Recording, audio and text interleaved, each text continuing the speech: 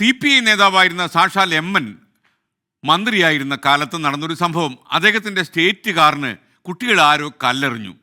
സംഭവം അറിഞ്ഞ ആഭ്യന്തരമന്ത്രി കെ കരുണാകരൻ എന്ന് പറഞ്ഞാൽ അന്ന് കെ കരുണാകരനാണ് ആഭ്യന്തരമന്ത്രി. കടുത്ത തീരുമാനങ്ങൾ എടുക്കുന്ന മന്ത്രി എന്ന ഖ്യാതിയുള്ള മന്ത്രി കെ കരുണാകരൻ ഈ കുട്ടികൾ കല്ലെറിഞ്ഞതിൻ്റെ വിശദാംശങ്ങൾ ചോദിച്ചറിഞ്ഞു. കടുത്ത നടപടിയെടുക്കാനായിരുന്നു കെ കരുണാകരൻ്റെ തീരുമാനം. എന്നാൽ എം.എൻ കെ കരുണാകരനെ വിളിച്ച് ഇങ്ങനെ പറഞ്ഞു: ഞാനേ ഒരു നാട്ടുമ്പുറത്തുകാരനാണ്. ആരുടെ മാവിൽ കണ്ണിമാങ്ങ ഉണ്ടായാലും ഞങ്ങൾ എറിയുമായിരുന്നു. ഞങ്ങളുടെ കുട്ടികളും കല്ലെറിയും. അതൊരു കുറ്റമായി കാണാൻ പറ്റില്ല. വലിയ കാർ കണ്ടപ്പോൾ ഏതൊരു കുട്ടിക്ക് ഒരു കൗതുകം തോന്നി, അവൻ കല്ലെടുത്തെറിഞ്ഞു, അത്രയേ ഉള്ളൂ. അത് വലിയൊരു കേസാക്കി കുട്ടികളെ ക്രിമിനലാക്കാൻ പാടില്ല എന്നായിരുന്നു എം.എൻ്റെ പക്ഷം. അതാണ് ശരിക്കും വിവേകപൂർവമായ സമീപനം എന്ന് പറയുന്നത്. തികഞ്ഞ മനുഷ്യസ്നേഹിയായിരുന്നു എം.എൻ. മറ്റു രീതിയിലാണ് കേരള രാഷ്ട്രീയം രേഖപ്പെടുത്തിയിട്ടുള്ളത്. ലക്ഷം വീട് പദ്ധതിയുടെ ഉപജ്ഞാതാവായിരുന്നു അദ്ദേഹം.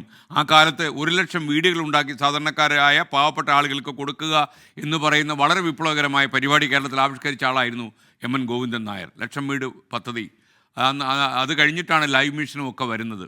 പാവപ്പെട്ടവരുടെ ജീവിതം മെച്ചപ്പെടുത്താനായിരുന്നു അദ്ദേഹത്തിൻ്റെ ഈ പദ്ധതി. അപ്പോൾ സാധാരണക്കാരൻ്റെ കുറ്റങ്ങളും കുറവുകളും മനസ്സിലാക്കാൻ അദ്ദേഹത്തിന് കഴിയുമായിരുന്നു എന്നുള്ളതിൻ്റെ ഉദാഹരണം കൂടിയാണിത്.